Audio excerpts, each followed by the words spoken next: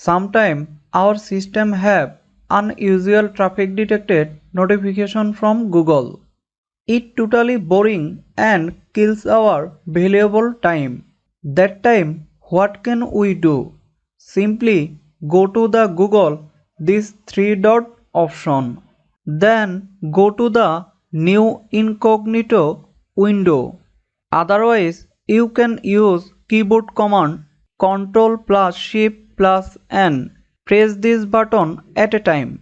Now it will be work perfectly. You can search any of things from here. Here is another way. Again go to the this Google three dot option. Then go to the setting option.